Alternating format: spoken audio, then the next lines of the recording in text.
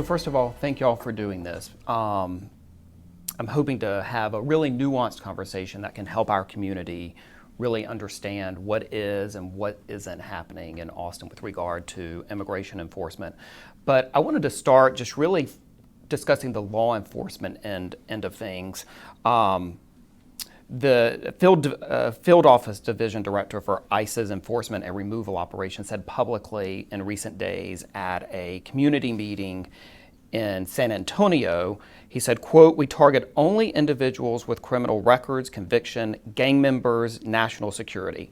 Anybody like that who poses a threat to you and me. We don't do checkpoints and we're not doing raids." So I just want to start by asking you, Eddie and Chief Davis, what have your conversations been at this point with federal officials, and what have they told you that they are doing in Austin at this point? Well, I think for our perspective, obviously having those open lines of communications is incredibly important to figure out what's going on in our cities. And exactly what the field director said is exactly what he's telling us with regards to what their operations are. Their priorities have not changed. Their priorities prior to January 20th are the same priorities they're utilizing now. And again, those are the words he used for us. Also, again, they were talking about individuals that had final deportation orders as well. But for the most part, it was going to be targeted enforcement really in cities. And the reality of it is as well is that ICE ERO, because as you know, also HSI, which is the criminal investigative arm of ICE, have been operating in cities. I've been either in law enforcement or supervising law enforcement for almost 33 years. And they've been in our cities for a very, very long time. And so the priorities are still the same. It's just it's out there more now.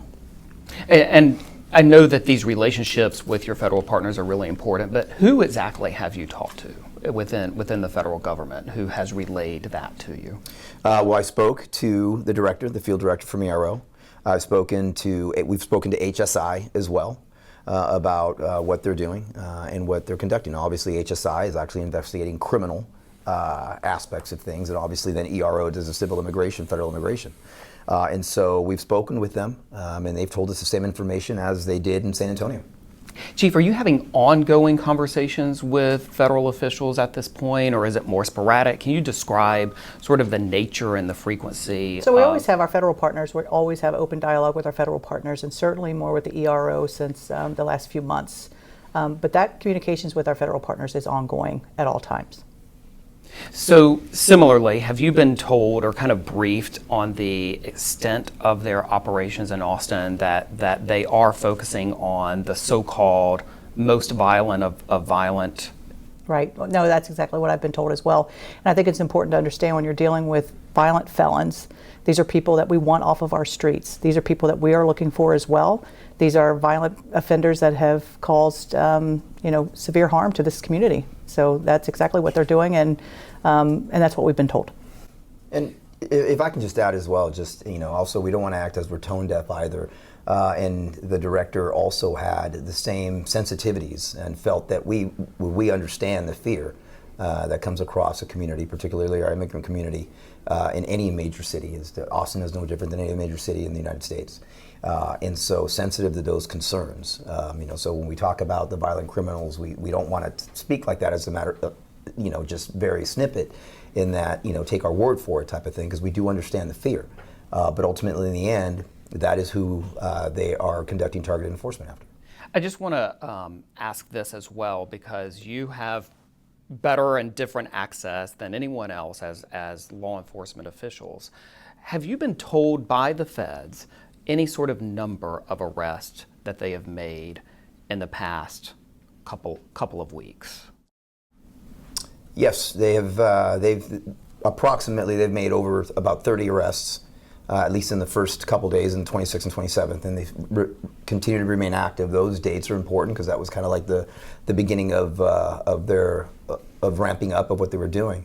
And again, of most of their numbers of what they have told me and what they've told us is, again, those individuals with criminal histories, individuals that had detainers, which has happened all the time with regards to detainers. And so it was about a little over 30 people, at least in those first couple of days. But again, targeted to individuals as the director had pointed out. And those numbers similar or dissimilar or greater than what maybe we saw, in December or November or, during the Biden administration? Tony, I think those are difficult because back then people didn't seem to really care what the numbers were, although they were always active in our cities. Now it's become an issue. And so now is why we're trying to keep track, at least, and having those conversations so that we can really separate fact from fiction and try to reduce the fear that's in the city while, again, ERO does what their mandate is. Chief, I want to talk about the role of APD. I think there is some clarity around this, but can you just describe what is the role of the Austin Police Department and what is not the role of the Austin Police Department with regard to immigration enforcement? Yeah, well, federal immigration is not the role of the police department to enforce federal immigration. Now, we will certainly be where the law dictates that we have to come assist. We will do that as a police department. But my priority has always been, from my very first meeting here, was about Austin and keeping Austin safe and priorities for Austin. When you say there may be situations where you were sort of pressed into service or asked for assistance, can you give an example of what that could potentially look like or be like, just so that we're expectation setting for the public? Yeah, I don't think we're there. I don't think we've seen that. We've been asked to do nothing, and I think that's important to talk about. There has been no ask of us. But I guess I'm thinking a traffic post blocking off an intersection, something like that, would be where we would come into play. But again, nothing has been asked of us. And with regard to the service of warrants and things like that has been taking place, is the police department involved in that at all? No, we are not. Okay. No. Again, federal that immigration status, that is not our role. And we have not been asked to partake and participate in that. Not asked to participate in civil proceedings regarding immigration, but I think what I'm asking is if there is a pending warrant, an outstanding warrant that federals if it's criminal, excuse me, if feds are then moving on that warrant, they're trying to serve it, they're trying to get that person into custody, you could very much be involved in that. Well, I would say, Tony, that we were probably looking for that person as well. If it is someone with an active felony warrant here, for an offense here, we were probably looking for that person as well. But again, that's very much a criminal matter. That's exactly it. And generally dealing with very violent offenders who are being actively sought. That's right. at that time. Yes. Mayor, I just want to ask you and bring you into this conversation as well. How do you see sort of the landscape right now in Austin? There is sort of a sense that there is this new urgency around this topic and new fear around this topic. How is the mayor of a major city, how are you navigating that? Well, you have to start off with the proposition that we don't have control over what it is that is creating so much of the fear. The city does not have the control, the mayor doesn't have the control. And as a result, I mean, we have to keep in mind this is a federal program, and to some degree you hear the state talk about it, but it is not a local program, and so we don't. I'm going to say it again because I think it's very important to repeat it. We don't have control.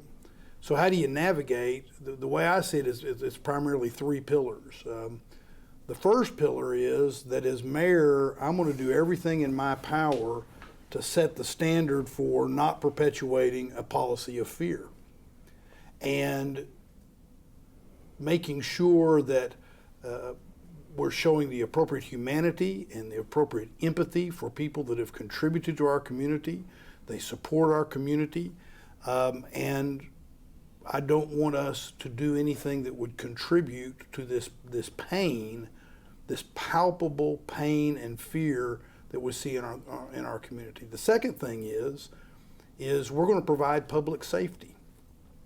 We're going to continue, as the chief has just pointed out, we're going to continue to do the things that APD ought to be doing to keep our community safe. And one of the key parts about that is that as we talk about what involvement and how we go about doing things, we've been working very hard for the past 2 years to make the public feel safe, and that includes things like a new contract with the police, with our police association. It means making sure that we're providing the resources they need, and we're going to continue to do what the law requires us to do in that regard to provide public safety. And then the third way of dealing with all this, I think, is I would say it this way: do no harm. I, as the mayor of this city, will work very hard so that we're not politicizing this issue. We're not taking action that may look good on social media. It might look good on X, but really what it's doing is spitting in the wind, because it's not getting us any value, and it might get us retribution. And if that happens, then it will fall heaviest on those that we most want to protect in terms of the fear that I talked about. So the way I'm approaching this is with those three values that I think are Austin values and how we move forward. Are you basically saying that this is not necessarily or absolutely not the time or the topic for political gamemanship? That this is a time for really sober evaluation of what is happening in the city's resources? We're dealing with a very real situation, and politicizing it right now is not going to gain us any real benefit in that. It is instead potentially going to put us in a situation where retribution is something that we're dealing with, and we need to be doing the things that we can do. For example, how do you mitigate this fear? One thing is you make sure that people, regardless of their immigration status, that may be victims of a crime, know that they can still talk with APD. They're not outsiders in that regard. Code enforcement. One of the things that we know is sometimes people take advantage of immigrants, and we need to make sure that at the City of Austin we're providing the sort of code enforcement. It's important for people to know their rights. I sat in this room late last week, I guess it was Friday of last week, and one of the people that I was visiting with, an American citizen, but also she had dual citizenship, she talked to me about her very strong fear and how she walks carrying her U.S. passport. Well, we need to make sure people know their rights as well, and that they have plans for how things work out. We need to be not politicizing, but doing those things that we can do so that people, we can mitigate some of that fear. Chief, I did want to ask you, the mayor brought it up, but I did want to kind of underscore this point, which is that a number of people in our immigrant community are victims of crime. And so what can you tell those people who are victims of a property or even a violent crime, when they want to report that crime to local law enforcement and to the Austin Police Department? Yeah, I mean, trust is such a big deal, and to the mayor's point, I mean, you hate to politicize anything, but these are, political times, I suppose, and it is something where you want people to feel comfortable. We know that this is a community that already is so underreported in the crimes that take place. But again, Austin for me is about making it a place that's safe for all. When I'm dealing with crimes, dealing with violent crimes, I'm looking at locations where crime occurs. That's what I'm thinking about, is every single person who lives here, and how can we make it safer? Eddie, did you have anything to add to that as well? Because I know you've dealt with this issue in, of course, Dallas and going back to San Jose as well. No, absolutely. I mean, to the points that were made, obviously our victims and witnesses of crime need to know that we're safe, that they need to report. If they don't report, it makes the entire city of Austin less safe. And again, as the chief and myself, when I was a chief, I was not a stay-in-the-office chief, and I spoke to those communities. They didn't want a violent criminal living next door to them any more than anyone else did. But to the mayor's point, if there's individuals, otherwise law-abiding, undocumented residents that have given to this city, that have given to this country, that have given to every major city that I know of, that have given, and they need to understand and know that they can report crime to law enforcement to ensure that not only their communities are safe, but that the entire city is safe. You know, the reality of it is that, you know, law enforcement, public, you know, city, municipal law enforcement agencies have their role, federal government has their role. You know, with the resources that we have, as an example, and one of the reasons why we need to stay in our lane, so to speak, is you can talk to any criminologist in this country that will tell you that the vast majority of crime and violent crime perpetrated in this country are perpetrated by citizens of this country. And so when you have scarce resources, again, and we're looking at data, have to be smarter with the resources that the chief has and the city has. Where are you going to prioritize your efforts? Now, obviously, yes, TDA and other gangs need to be addressed. There's no question about it. If you commit violent crime and you shouldn't be in this country, then yes, you should. That is an area where the federal government needs to step in. But then understanding the lane we're in and where our priorities lie because of the scarce resources is something that's important that our community needs to know. Needs to know that we understand and we know that we need them to help us keep this entire city safe, not just pockets of neighborhoods throughout the city of Austin, or quite frankly, pockets of neighborhoods in the entire country. With regard to the flow of information, I just want to ask both of you, who does have the connection with the feds, have they offered any kind of assurances or the flow of information, or what exactly you may be told? Will you be given a heads up if they're planning a major operation, or will you maybe potentially learn after the fact? I mean, I know that the flow of information could really be key with regard to keeping the community informed, and I think to the mayor's point, information is key in situations like this. Yeah, so the meetings that I've had is they will let us know when they're doing something here in Austin. And again, this is the reality of it. They have been doing operations here almost daily, but it is now being talked about more. So they'll continue that. They'll continue to let us know when they are doing operations. They may not tell us the where and the when, but they will let us know when things are going to be occurring in the city. Is that your understanding? It is. Another place that's been incredibly valuable is we've all have seen, there's a lot of rumors that are being spread about different things, and you know, I can't even tell you the amount of misinformation that's being put out. And being able to pick up a phone to ask specifics, sometimes it'll be, yes, that's happening, and other times, no, that's absolutely not happening. And so again, we have to take them at their word right now. We got to believe them until we can't believe them, because having no information and having no communication with them does not serve us or anyone any good. So just to kind of go over these points one more time, because this is really critical and I want to make sure we all understand. The Austin Police Department is in no way enforcing civil immigration laws. So being here illegally is not enough being here illegally alone is not enough to draw the interest or enforcement action by the Austin Police Department. That is a correct statement. There may be occasions where federal law enforcement may ask for some cooperation, some sort of assistance, but that has not happened at this point. It has not. During your tenure, since you have been here. At the same time, if there are actionable pending warrants for a violent offender in our community, the Austin Police Department may participate or even lead on arresting that person, again, with a violent pending warrant that needs to be served. The Austin Police Department, either on its own or in cooperation with a task force, may participate in that level of enforcement. Yes, and my goal would be that we would get there before anybody else would.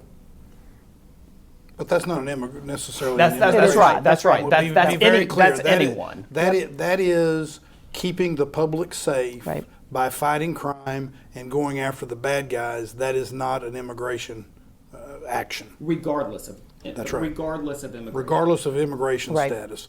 APD, it's what I was saying a minute ago. One of the pillars of how we need to navigate this is APD is going to work to assure public safety. And that is a public safety question independent of immigration. It's one of the reasons, frankly, that the APD doesn't have federal jurisdiction when it comes to enforcement of immigration laws, is not trained in that, and we need those people working on things like crime in our city and not being diverted. Right, even responding to 911 calls in the city. Sure. Yeah, yeah.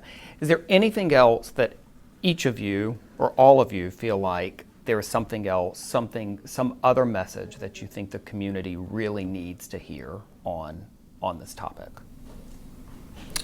I'll just say again to the points that were made earlier about victims and witnesses of crime. That's incredibly important. That we need to continue to work with APD so that we can keep their communities as well as the entire city safer. And then I can't echo enough the mayor's comments with regards to ultimately this police department. Any police department is blind. You commit a crime, we're going to take action on that crime regardless of your immigration status, whether it is an arrest warrant or whether it's a call for service. A crime is a crime regardless of immigration status. Now, once that individual is arrested, that's when their individual that status may come into play in some other form. But as far as the Austin Police Department, that certainly have to really echo those statements in that we're blind to that. We're here to investigate crime, and crime perpetrated by anyone, regardless of immigration status, is something that is a priority for this police department. Chief? I would say, like, my heart goes out to, I cannot even imagine as a parent you're a law-abiding citizen here in Austin. You've contributed to this community to live with this fear. And my heart just goes out to them, that is for sure. But I think as far as the APD is concerned, again, we are concerned with community policing, being in the community. We're concerned with crime, addressing disorder and crime. And that's my priority, is that. And it will always be my priority. Thank you. Mayor? All I would do is just reemphasize what I said before. We're going to mitigate, we're going to do everything we can to mitigate the fear. You've just heard the chief talk about that. We're going to provide public safety, and we're going to act in a way where we do no harm.